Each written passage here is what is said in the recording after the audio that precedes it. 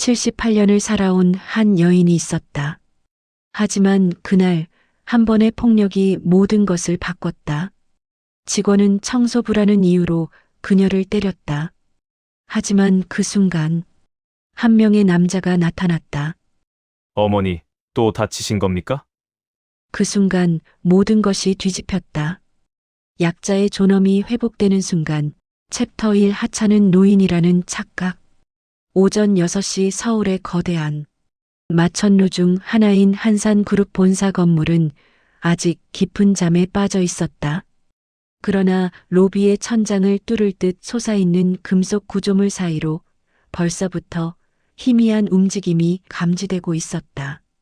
바로 청소부 김혜옥의 움직임이었다. 그녀는 낡았지만 깨끗하게 관리된 옅은 회색 작업복을 입고 머리에는 챙이 깊숙한 모자를 눌러쓴 채였다. 애옥의 하루는 늘 동이 트기 전에 시작되었다. 그녀의 손에 쥐어진 걸레와 양동이는 이 거대한 자본의 성을 깨끗하게 유지하는 유일한 무기였다. 그녀는 청소 노동자로서 30년 가까이 이 건물을 지켜왔다. 건물의 외관은 해마다 첨단 기술로 바뀌었지만 애옥의 묵묵한 일상은 한 번도 변하지 않았다. 그녀는 아무도 보지 않는 새벽 시간에 가장 낮은 곳에서 가장 중요한 일을 수행하고 있었다. 유리벽으로 이루어진 복도는 새벽 햇살이 스며들기 시작하며 은빛으로 반짝였다. 애옥은 걸레를 꽉 짜서 통유리창을 닫기 시작했다. 그녀의 움직임은 느렸지만 세월의 무게가 쌓인 숙련된 노련함이 있었다. 창틀 구석의 미세한 먼지 한 톨까지 놓치지 않았다. 그녀가 닦아낸 유리창 너머로 아직 어둠이 완전히 걷히지 않은 도시의 풍경이 선명하게 드러났다. 애옥은 자신을 이 건물에 존재하는 수많은 부품 중 하나로 여겼다. 회장님도 부장님도 심지어 신입사원도 그녀에게는 모두 깨끗한 공간을 제공해야 할 대상일 뿐이었다. 그녀는 그들에게 불편을 주지 않기 위해 늘 그림자처럼 조용히 움직였다. 그것이 그녀가 이곳에서 오래도록 일할 수 있는 방법이라고 믿어왔다. 그녀의 삶은 보이지 않는 존재로서의 묵묵한 책임감으로 채워져 있었다.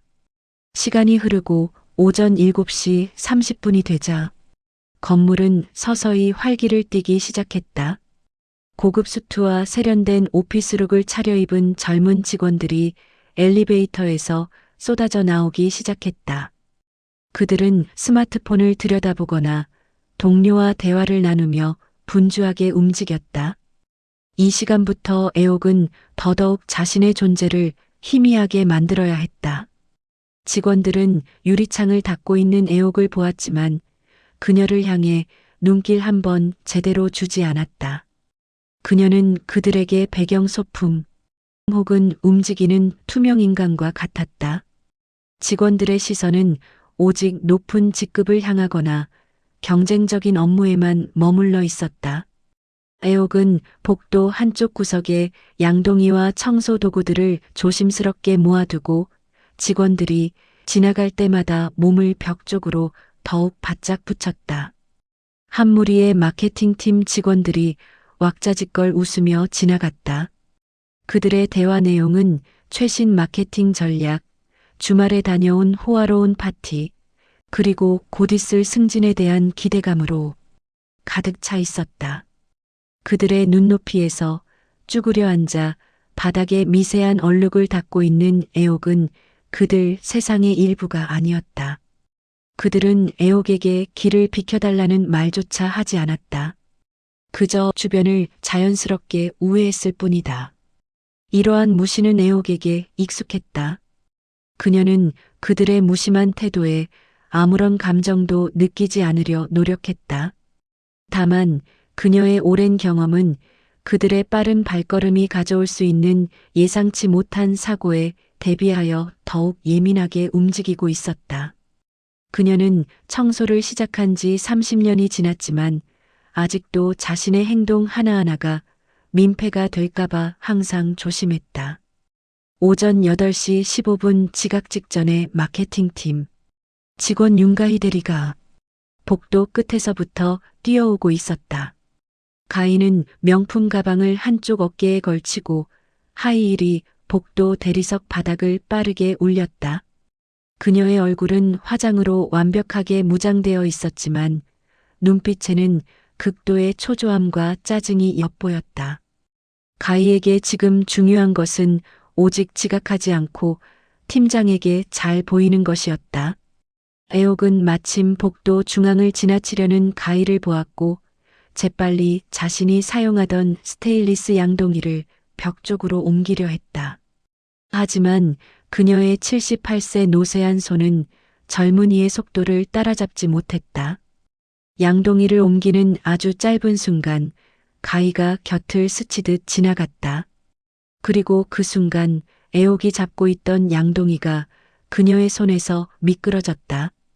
챙하는 금속성 소리를 내며 양동이가 바닥에 떨어졌고 안에 담겨 있던 오염된 물이 바닥 대리석 위로 왈칵 쏟아져 버렸다. 물은 순식간에 가희의 고급 가죽 구두와 새하얀 정장 바지 끝단에 튀었다. 가희는 넘어지지는 않았지만 바짓단에 튄 더러운 물을 보고 순간적으로 이성을 잃었다. 그녀의 초조함과 스트레스가 애꿎은 곳에 폭발한 것이다. 가희는 뛰던 걸음을 멈추고 뒤돌아 애옥을 노려보았다. 그녀의 얼굴은 분노로 붉게 상기되었고 눈빛은 애옥을 향해 멸시와 경멸을 담고 있었다. 가희는 주변의 시선은 전혀 신경 쓰지 않았다. 그녀에게 애옥은 그저 자신의 완벽한 아침을 망가뜨린 쓸모없는 장애물일 뿐이었다. 이게 지금 뭐 하는 거예요, 할머니? 이 양동이 좀 제대로 못 잡아요? 내 옷이 지금 다 젖었잖아요. 이게 뭔 민폐예요. 가희는 비명에 가까운 목소리로 애옥에게 소리쳤다. 민폐라는 단어에는 애옥이라는 존재 자체에 대한 혐오가 담겨 있었다. 애옥은 당황하여 죄송합니다. 제가 얼른 닦을게요. 라며 허리를 숙였다 하지만 가희의 분노는 이미 통제 불능 상태였다. 가희는 애옥의 변명과 사과를 들을 여유가 없었다. 그녀의 오른손이 치솟는 짜증을 이기지 못하고 허공을 갈랐다. 짝! 섬뜩한 마찰음과 함께 가희의 손바닥이 애옥의 왼쪽 뺨을 강하게 후려쳤다. 힘이 실린 일격에 애옥의 뺨은 순식간에 붉게 달아올랐다. 챙이 깊숙했던 모자가 충격으로 살짝 젖혀지면서 애옥의 하얗게 센 머리카락과 주름진 얼굴이 직원들의 시야에 순간적으로 드러났다. 복도를 지나던 모든 직원들의 움직임이 일제히 정지했다. 엘리베이터 문이 열리는 소리, 직원들이 나누던 대화 소리, 하이힐 소리 등 건물에 가득했던 모든 소리가 거짓말처럼 사라졌다. 오직 뺨을 때린 짝 소리만이 공간을 지배했다. 복도에는 무겁고 차가운 정적만이 흘렀다. 폭행을 가한 가희조차 순간 자신이 저지른 일에 놀라 손을 멈칫했다. 하지만 그녀의 분노는 곧 당당한 오만함으로 바뀌었다. 그녀는 내가 저 노인에게 한 수 가르쳤다는 듯한 표정을 지었다. 김애옥은 뺨을 맞았지만 비명을 지르거나 쓰러지지 않았다. 그녀는 맞은 충격으로 잠시 휘청거렸을 뿐 천천히 고개를 숙였다. 깊이 눌러쓴 모자 때문에 그녀의 눈빛은 보이지 않았다. 하지만 그녀의 어깨는 미세하게 떨리고 있었다. 애옥은 아무 말 없이 자신의 오른쪽 손등을 들어 맞은 왼쪽 뺨을 조심스럽게 그리고 천천히 가렸다. 그 움직임은 마치 자신이 겪은 수모와 폭력을 세상으로부터 숨기려는 듯 처절해 보였다. 그녀의 손등은 세월의 흔적으로 가득한 거칠고 주름진 피부였지만 그 위에 얹힌 뺨의 붉은 자국은 너무나 선명하고 아파 보였다. 주변의 직원들은 이 불법적인 폭행을 모두 목격했다. 하지만 그들 중 누구도 가희에게 항의하거나 애옥을 감싸주지 않았다. 그들의 눈빛에는 나와는 상관없는 일, 청소부가 원래 조심해야지, 괜히 엮이면 나만 손해라는 이기적인 생각들로 가득 차 있었다. 그들은 애옥의 하찮은 노인이라는 지위를 묵인하고 가히에 젊고 능력 있는 직원이라는 지위를 암묵적으로 인정하는 듯했다. 자본주의 사회의 냉혹한 계급의식이 그 정적 속에서 적나라하게 드러나고 있었다. 애옥은 바닥에 쏟아진 물을 멍하니 내려다보았다. 그녀의 눈에는 눈물이 고이지 않았다. 다만 그녀의 존엄이 한낱 양동이 물처럼 바닥에 쏟아져 더럽혀진 느낌만이 가슴 깊은 곳에서 차올랐다. 그녀는 그저 청소도구를 다시 챙겨 아무 일 없다는 듯 자신의 일을 마저 해야 한다는 절망적인 의무감만을 느끼고 있었다. 정적이 이어지는 가운데 가인은 자신의 행동에 대한 단 하나의 죄책감도 없이 굳은 표정으로 서 있었다. 챕터 2 죄책감 없이 웃던 하루. 충격적인 폭행 사건 후 복도의 정적은 오래가지 않았다. 직원들은 빠르게 각자의 사무실로 흩어졌고 마치 아무 일도 없었다는 듯 일상으로 돌아갔다. 그들에게 중요한 것은 사건 자체가 아니라 그 사건으로 인해 자신들의 출근 루틴이 방해받았다는 사실뿐이었다. 윤가인은 뺨을 때린 직후 자신의 젖은 바짓단을 털어내며 마케팅팀 사무실로 향했다. 그녀의 얼굴에는 후회나 죄책감 대신 불쾌함과 짜증만이 남아 있었다. 그녀는 자신의 폭력 행위를 정당화하며 상황을 빠르게 잊으려 했다. 사무실에 도착하자마자 그녀는 가까운 동료들에게 아침에 있었던 일을 꼴 보기 싫은 해프닝처럼 이야기했다. 아니, 그 할머니 청소부. 눈치도 없지? 내 새 옷에 더러운 물을 튀기고 말이야. 진짜 아침부터 기분 망쳤어. 이거 어떻게 안 되나? 청소부 하나 정리해야겠어. 나한테 민폐 끼친 사람을 회사에 계속 둘 순 없지. 가희의 말에는 애옥을 단순히 청소부가 아닌 처리해야 할 쓰레기로 여기는 극도의 멸시가 담겨 있었다.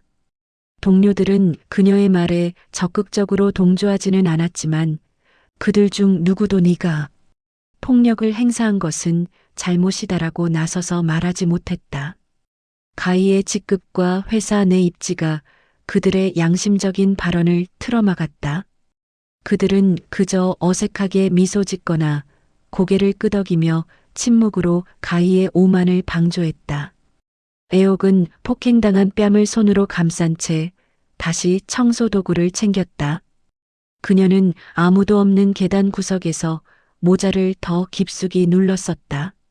모자가 가려주었지만 그녀의 상처받은 얼굴과 심정은 쉬이 가려지지 않았다. 그녀는 아픔보다 수모로 인해 몸이 떨렸다. 애옥은 자신이 폭행당한 사실을 다른 이들에게 알리고 싶지 않았다. 그녀에게 그것은 자신 때문에 회사에 또 다른 민폐를 끼치는 일로 여겨졌다. 그녀는 그저 다시 투명 인간의 상태로 돌아가 묵묵히 자신의 일을 계속하는 것이 최선이라고 생각했다. 그녀의 세상은 여전히 낮고 조용하고 혼자였다. 평소와 다름없이 묵묵히 청소를 이어가던 애옥이었지만 그날따라 회사 건물 곳곳에서 묘하고 이상한 기류가 감지되기 시작했다. 애옥이 아침에 유리창을 닫고 복도에 먼지를 훔치고 임원실 앞 로비를 정리할 때마다 주변 직원들의 행동이 평소와 미세하게 달랐다. 가장 눈에 띈 것은 고위 임원들의 모습이었다. 보통 임원들은 느긋하고 권위적인 태도를 유지했지만 이날은 모두 극도로 긴장한 표정이었다. 그들은 자주 회의실을 들락거렸고 휴대폰을 귀에 댄 채 낮은 목소리로 대화를 나누며 불안감을 감추지 못했다. 일부 임원은 애옥이 청소하는 구역을 지나갈 때 그녀를 왠지 모를 위화감이 서린 눈빛으로 잠시 바라보기도 했다. 그 시선은 평소의 무관심과는 확연히 달랐다. 보안팀의 움직임도 심상치 않았다. 정장 차림의 보안 요원들이 평소보다 2배는 늘어난 듯 보였다. 그들은 로비와 주차장, 그리고 회장실로 통하는 핵심 구역을 끊임없이 순찰하며 경계를 강화했다. 보안팀장은 무전기를 들고 연신 무언가를 지시했으며 그의 얼굴에는 최고 등급의 긴장감이 역력했다. 이러한 이상 징후의 원인은 곧 회사 내부의 소문으로 퍼지기 시작했다. 쉬 들었어. 회장님이 곧 비밀리에 방문하신대. 비밀리에? 왜 갑자기? 무슨 일 생겼나? 글쎄, 아주 급하게. 아마 내부 점검이나 중요한 보고 때문인 것 같아. 그래서 임원들이 저렇게 난리인 거지. 회장님의 비밀 방문 소식은 직원들 사이에 폭풍전야의 긴장감을 불어넣었다. 회장이 언제 어디서 나타날지 모른다는 사실은 모두를 신경쇠약 상태로 만들었다. 직원들은 평소보다 더 열심히 일하는 척했고 서로 눈치를 살피며 혹시라도 실수를 저지를까봐 몸을 사렸다. 이러한 긴장감 속에서도 윤가인은 아랑곳하지 않고 자신의 죄책감 없는 하루를 이어갔다. 그녀는 동료들과 점심 메뉴를 고르며 웃었고 아침의 일을 단 한순간도 떠올리지 않는 듯했다. 그녀의 화려한 웃음소리는 회장 방문으로 인해 긴장한 직원들의 불안한 분위기와 극명한 대비를 이루었다. 애옥은 가희가 자신을 때린 뒤 저렇게 평화롭게 웃을 수 있다는 사실에 깊은 괴리감을 느꼈다. 그 웃음은 그녀가 애옥을 인간 대 인간으로 보지 않았다는 가장 확실한 증거였다. 애옥은 복도 구석에서 걸레를 빨고 있었고 그 소리가 가희의 웃음소리에 완전히 묻혀버렸다. 애옥이 청소하는 구역과 가희가 활보하는 사무공간은 물리적으로는 가까웠지만 감정적으로는 수천 킬로미터 이상 떨어져 있었다. 애옥에게는 폭행당한 뺨의 통증과 존엄의 상실이 생생했지만 가희에게는 그저 지나간 사소한 에피소드일 뿐이었다. 하지만 애옥의 불안정한 손길은 그날의 청소에 미세한 영향을 미쳤다.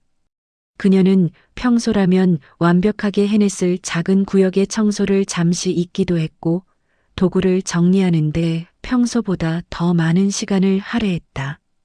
그녀의 머릿속은 온전히 어떻게 이 하루를 마무리할까에만 집중되어 있었다. 점심시간이 가까워지면서 회사 전체의 긴장감은 극에 달했다. 보안팀은 최종 점검을 시작했고 임원들은 자신의 사무실이 완벽하게 정리되었는지 재차 확인했다. 애옥은 마지막으로 로비 중앙에 있는 대형 화분 주변을 정리하고 있었다.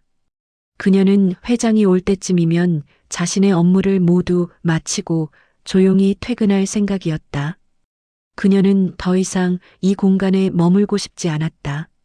자신의 수모를 기억하는 직원들의 눈빛으로부터 벗어나고 싶었다. 그때 로비에 있던 경비 직원이 무전기를 통해 다급한 신호를 받았다. 회장님 차량 5분 내 건물 진입 예정. 전원 로비 대기. 이 소식에 로비는 순식간에 활화산처럼 끓어올랐다. 임원들은 부랴부랴 로비로 뛰어나왔고 직원들은 각자 정해진 위치에 서서 최고의 예의를 갖출 준비를 했다. 모든 시선은 자동문이 열릴 입구에 집중되었다. 애옥은 서둘러 청소 도구를 챙겨 구석진 곳으로 물러섰다. 그녀는 회장의 등장이라는 권력의 정점을 마주하고 싶지 않았다. 그녀는 모자를 더욱 깊게 눌렀으며 주변의 거대한 소동 속에서 자신의 존재를 최대한 은폐하려 애썼다.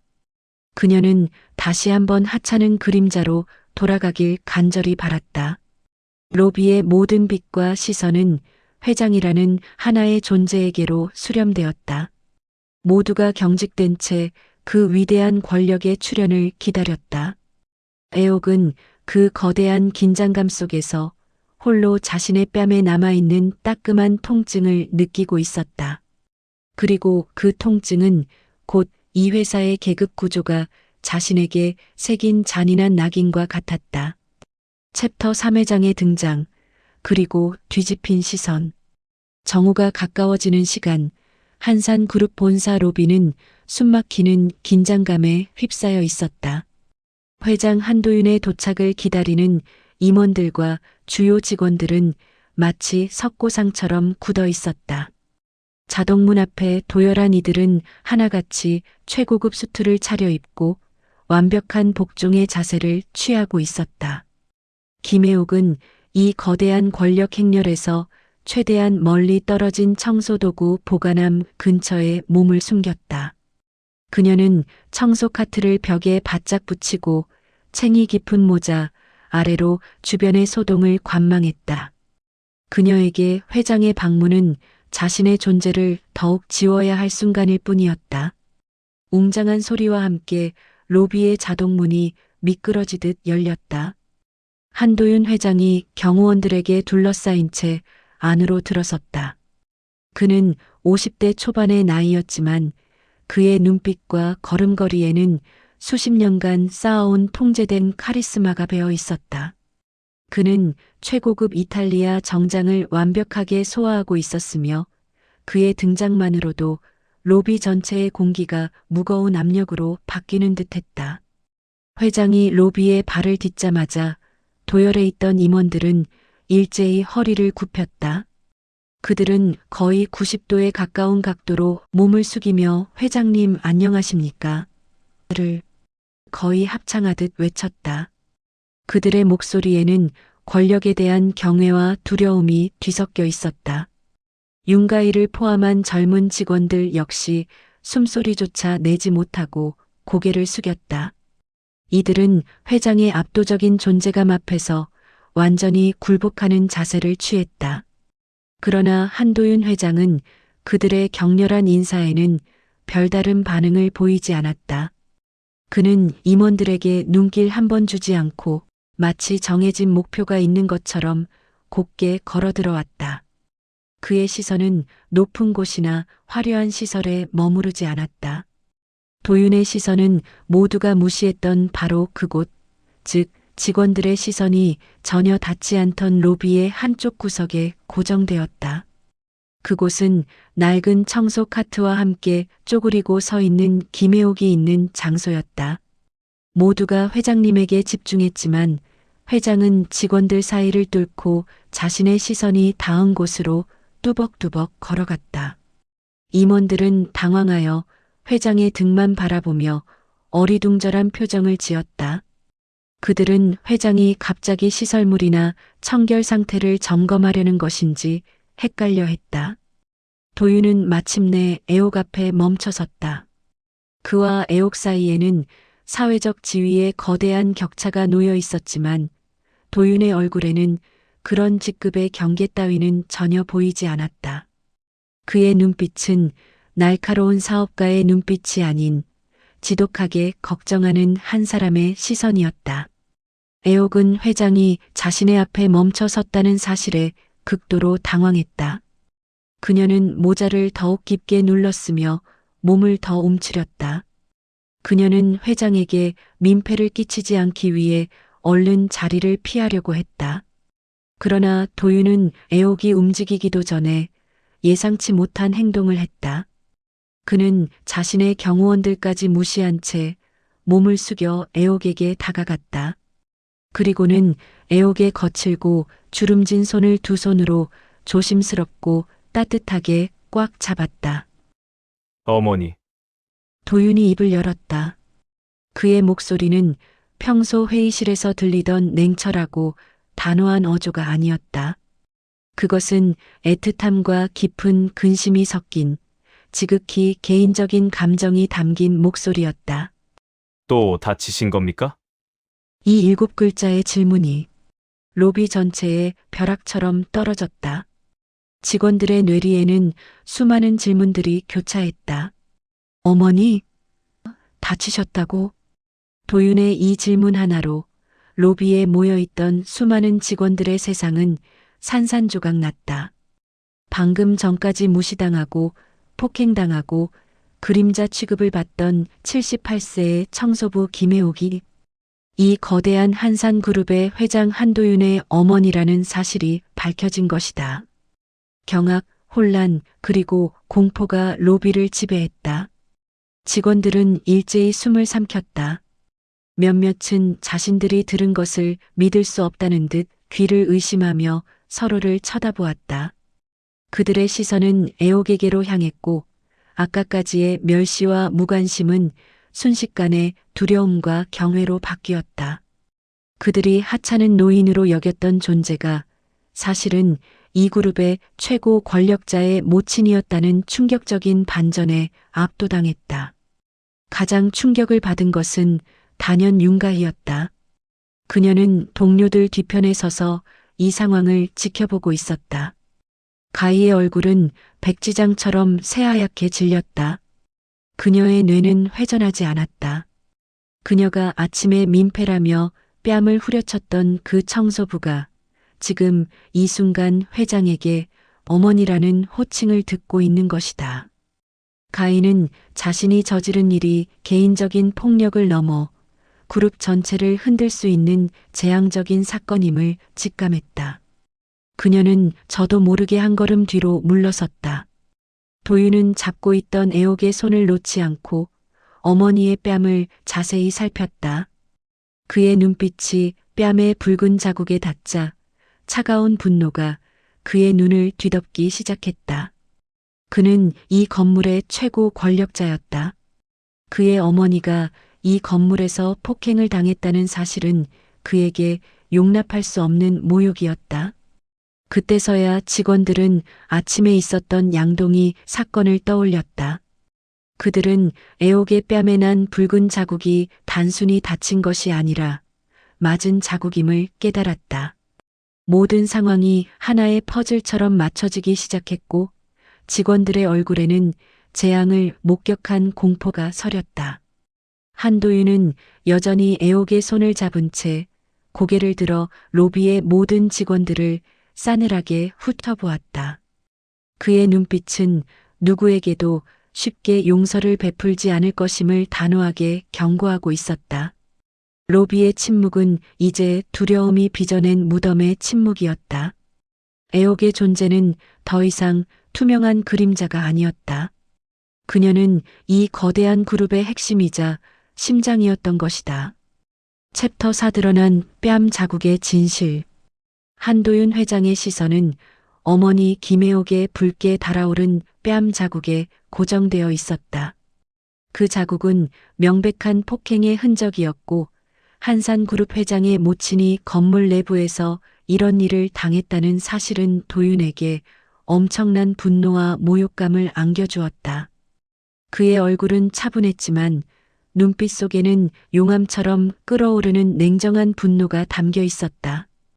도윤은 로비에 모인 수많은 직원들, 특히 고개를 숙이고 서 있는 임원들을 향해 천천히 고개를 들었다. 그의 목소리는 낮았지만 모든 사람의 귀에 선명하게 박혔다. 누가 이랬습니까? 그의 질문은 평소의 업무 지시와는 차원이 달랐다. 그것은 최고 권력자가 던지는 최종 심판의 질문과 같았다.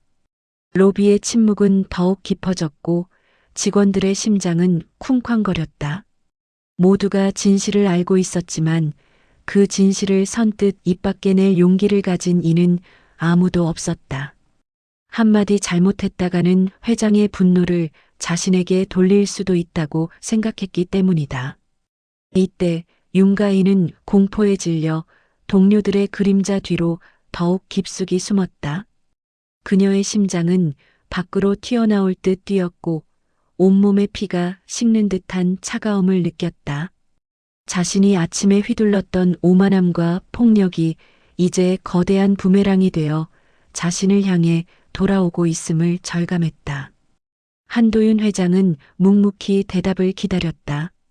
그에게는 이 거대한 건물 전체의 침묵이 또 다른 형태의 은폐로 느껴졌다. 애옥은 아들의 분노를 잘 알고 있었다. 그녀는 아들의 권력과 영향력이 이 문제로 인해 오염되거나 손해보는 것을 원치 않았다. 그녀는 자신이 당한 폭력이 아들의 위신에 흠집을 내는 것 같아 또다시 미안함을 느꼈다. 그녀는 아들의 손을 조심스럽게 풀어내며 여전히 모자를 깊숙이 눌러쓴 채 한참을 머뭇거렸다. 마침내 애옥은 희미하고 작은 목소리로 입을 열었다. 그녀의 목소리는 폭행을 저지른 가해자를 보호하려는 듯한 의외의 뉘앙스를 담고 있었다. 내가 잠깐 정신을 놓았나 보네. 양동이를 잘못 터서 걸려 넘어질 뻔했나 봐. 직원이 놀라서 그랬을 거야. 크게 다친 거 아니야. 애옥은 사건의 본질을 단순한 사고로 축소시키려 했다. 그녀는 굳이 가해자를 지목하고 싶지 않았다. 이 문제는 청소부 김애옥이라는 개인의 굴욕으로 끝내고 회장 어머니라는 지위가 개입되어 불필요한 파장을 일으키는 것을 막으려 했다. 내가 약한 게 이 안에서 말하고 싶진 않다. 이 말에는 나는 원래 보이지 않는 존재인데 나 때문에 모두가 불편해져서 미안하다는 오랜 시간 동안 쌓여온 자책감과 자기 비하가 녹아 있었다. 그녀는 끝까지 자신을 낮추는 방식으로 상황을 마무리하려 했다. 그러나 그 침묵 속에서 모든 것을 지켜보고 있던 한 사람이 있었다. 바로 로비 입구에서 근무하는 경비 직원이었다. 그는 아침 애옥이 폭행당하는 순간을 가장 가까이에서 목격한 증인이었다. 그는 애옥이 뺨을 맞고 고개를 숙이는 장면, 그리고 가희가 죄책감 없이 돌아서는 장면을 생생하게 기억하고 있었다. 회장 어머니의 숨기려는 태도와 회사 전체의 침묵과 은폐가 이 용기 있는 경비 직원을 움직였다. 그는 더 이상 불의를 묵인할 수 없다는 결심을 했다. 경비 직원은 목에 건 무전기를 꽉 쥔 채 주저하는 발걸음으로 도열한 임원들 사이를 뚫고 앞으로 나섰다. 그의 얼굴은 극도의 긴장으로 창백했지만 그의 눈빛은 진실을 말하겠다는 의지로 빛나고 있었다. 회장님, 죄송합니다. 감히 나설 염치가 없습니다만 도윤은 그를 향해 의미심장한 시선을 보냈다. 경비 직원은 심호흡을 한 번 하고 애옥을 다시 한번 바라보았다. 그는 애옥의 깊은 모자 아래 감춰진 수모를 떠올리며 용기를 냈다. 아침에 사고가 아니었습니다. 그 직원이 청소 도구에서 물이 튀었다는 이유로 폭행했습니다. 제가 똑똑히 보았습니다. 경비 직원의 목소리는 떨렸지만 그가 말하는 진실의 무게는 로비를 압도했다. 모든 직원의 시선은 이제 경비 직원에게 쏠렸다. 이 익명의 용기가 마침내 거짓의 장막을 걷어낸 것이다. 그는 잠시 망설인 뒤 폭행을 저지른 장본인을 향해 손가락을 조심스럽게 가리켰다. 회장님, 죄송합니다. 아침에 저 직원이 경비 직원이 가리킨 손가락의 끝은 동료들 뒤에 숨어있던 윤가희에게 정확히 닿았다. 모든 시선이 윤가희에게로 향했다. 가희는 자신이 지목당했다는 사실에 온몸의 피가 역류하는 듯한 충격을 받았다. 그녀의 얼굴은 완전히 굳어졌고 숨조차 제대로 쉴 수 없었다. 그녀는 자신이 결코 마주하고 싶지 않았던 순간이 현실이 되었음을 깨달았다. 동료들은 순식간에 그녀에게서 거리를 두었고 그들의 시선은 경멸과 함께 재앙을 목격한 공포를 담고 있었다. 한도윤 회장은 천천히 고개를 돌려 가희를 바라보았다. 그의 얼굴에는 더 이상 분노의 흔적조차 없었다. 오직 차갑게 가라앉은 실망감과 단호함만이 있었다. 그 침착함은 오히려 폭풍 전야의 고요함과 같아 더욱 섬뜩했다. 애옥은 경비 직원의 용기 있는 증언에 잠시 놀랐지만 이내 모든 시선이 가희에게 집중되자 안타까움과 복잡한 감정을 드러냈다. 그녀는 상황이 자신이 원했던 것처럼 조용히 덮이지 않을 것이라는 사실을 깨달았다. 가희는 자신이 가장 하찮게 여겼던 노인이 이제는 자신의 모든 것을 결정할 수 있는 권력의 심장임을 깨닫고 온몸으로 떨었다. 로비의 거대한 조명 아래 그녀의 초라하고 무방비한 모습이 선명하게 노출되었다. 그녀의 오만한 하루는 이 순간 지옥 같은 심판의 순간으로 바뀌었다. 한도윤의 입이 곧 열릴 것이고 그 말은 그녀의 직장 생활, 아니 어쩌면 인생 전체를 결정지을 것이었다. 챕터 5 존엄을 지킨 선택. 모든 시선이 집중된 가운데 윤가인은 더 이상 버틸 수 없었다. 그녀는 한도윤 회장의 차가운 시선과 김혜옥의 안타까운 눈빛, 그리고 동료들의 경멸이 뒤섞인 시선을 감당할 수 없었다. 자신이 저지른 폭력의 무게와 그 대상이 가진 권력의 정체가 그녀를 짓눌렀다. 가인은 그 자리에 털썩 무릎을 꿇었다. 그녀는 두 손으로 얼굴을 가린 채 흐느끼기 시작했다. 그녀의 울음은 진심으로 뉘우치는 회개라기보다는 자신이 잃게 될 모든 것에 대한 극도의 공포와 절망에서 비롯된 것이었다. 회장님 죄송합니다. 제가 미쳤었나 봐요. 정말 죄송합니다. 할머니 제가 감히 이런 실수를 한 번만 용서해 주십시오 제발. 가인은 눈물과 콧물로 범벅된 얼굴로 애옥에게 용서를 구했지만 그 애원의 방식은 철저히 회장의 어머니라는 지위에 기대고 있었다. 그녀는 여전히 애옥을 인간으로서 존중하기보다는 자신의 미래를 좌우할 수 있는 절대자로 대하고 있었다. 한도윤 회장은 무릎 꿇은 가희를 무표정하게 내려다보았다. 그는 분노가 극에 달했지만 이 상황을 감정적으로 처리할 생각은 없었다. 그는 이 사건을 통해 한산그룹의 근본적인 가치를 재정립할 필요가 있다고 생각했다. 회장이 입을 열려는 순간 김혜옥이 조용히 앞으로 나섰다. 그녀는 여전히 뺨에 남아있는 통증을 느끼고 있었지만 흔들림 없는 눈빛으로 가희를 바라보았다. 애옥은 아들에게 기대어 가해자를 처벌하는 것으로 이 문제를 끝내고 싶지 않았다. 그녀는 자신이 당한 폭력의 본질적인 이유가 세상에 드러나기를 바랐다. 애옥은 가희를 향해 조용하고 단호한 목소리로 말했다. 그녀의 목소리는 작았지만 그 내용의 무게 때문에 로비 전체에 울려 퍼지는 듯했다. 당신이 저한테 용서를 구하는 건 제가 회장 어머니라서 그런 거잖아요. 가인은 이 예상치 못한 일침에 울음을 멈추고 고개를 들었다.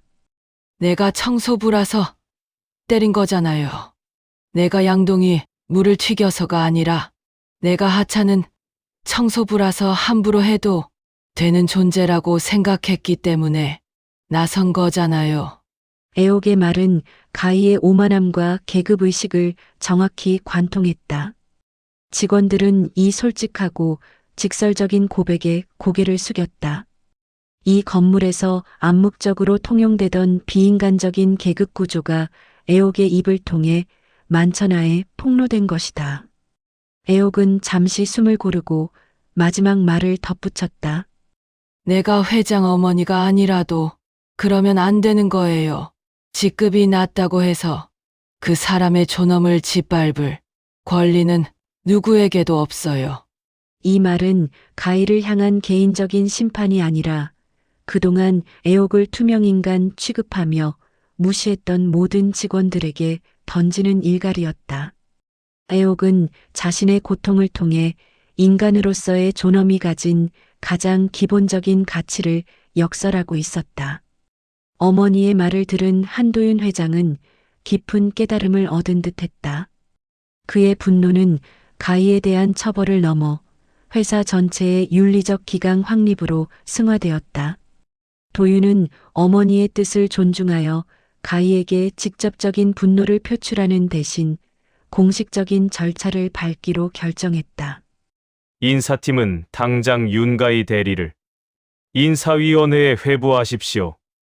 청소부와의 사적인 다툼이 아닙니다. 이것은 회사 윤리 강령과 인간의 존엄을 훼손한 심각한 폭력 행위입니다. 가차없이 조사하고 규정에 따라 처리하십시오. 그의 목소리에는 단호함과 냉철한 판단력이 실려 있었다. 이는 회장으로서 사적 감정이 아닌 공적 정의를 실현하겠다는 의지의 표명이었다. 도윤은 무릎 꿇고 있는 가희를 지나쳐 로비에 모여 있는 수많은 직원들을 향해 단호히 선언했다. 그의 시선은 로비의 가장 높은 곳부터 가장 낮은 곳까지 닿았다. 여러분, 이 한산 그룹은 사람과 사람이 모여 만드는 곳입니다. 명심하십시오. 직급보다 중요한 건 사람의 존엄입니다. 어느 누구도 직위를 이유로 타인의 인격을 훼손할 수 없습니다. 직원이든 경비든 청소 노동자든 우리 모두는 동등한 존중을 받아야 할 가치를 지니고 있습니다. 오늘 이 일은 우리 모두에게 윤리적인 경고가 될 것입니다. 이 회장의 단호한 선언은 로비 전체에 묵직한 울림을 주었다. 직원들은 그들의 눈앞에서 낡은 계급의식이 무너지는 소리를 들은 듯했다. 그들은 단순히 청소부를 때린 직원이 해고되는 것을 넘어 회사의 문화 자체가 변할 것임을 예감했다. 사건 처리가 일단락되고 한도윤 회장은 어머니를 부축해 조용히 로비를 빠져나갔다. 뒤에는 충격과 두려움에 휩싸인 직원들, 그리고 울면서 끌려나가는 윤가희의 모습이 남았다. 그날 오후 김혜옥은 예정보다 일찍 퇴근했다. 그녀는 늘 그렇듯 자신의 청소 카트를 깔끔하게 정리했고 오랜 세월 동안 짊어져 왔던 무거운 짐 하나를 내려놓은 듯 홀가분함을 느꼈다. 회사 건물 밖 늦은 오후의 바람이 불어왔다. 애옥은 더 이상 모자를 깊숙이 눌러 쓰지 않았다. 그녀는 바람을 맞으며 걷기 시작했다. 그녀의 뺨은 여전히 붉었지만 그녀의 얼굴에는 희미하고 편안한 미소가 떠올랐다. 그녀는 주위를 의식하지 않고 홀로 나지막이 중얼거렸다. 늦었지만 이런 말 해주는 아들이 있어 고맙다. 애옥에게 중요한 것은 가해자의 처벌이나 회장의 어머니라는 지위가 아니었다. 그녀는 평생 하찮은 존재로 취급받으며 잃었던 자신을 향한 존엄을 아들의 입을 통해 공식적으로 인정받았다는 사실에 깊이 감사했다. 그녀의 퇴근길 발걸음은 더 이상 초라한 그림자의 발걸음이 아니었다. 그것은 마침내 자신의 존엄을 되찾은 한 인간의 당당한 발걸음이었다. 그녀가 바라본 저녁 노을은 유난히 따뜻하고 아름다웠다.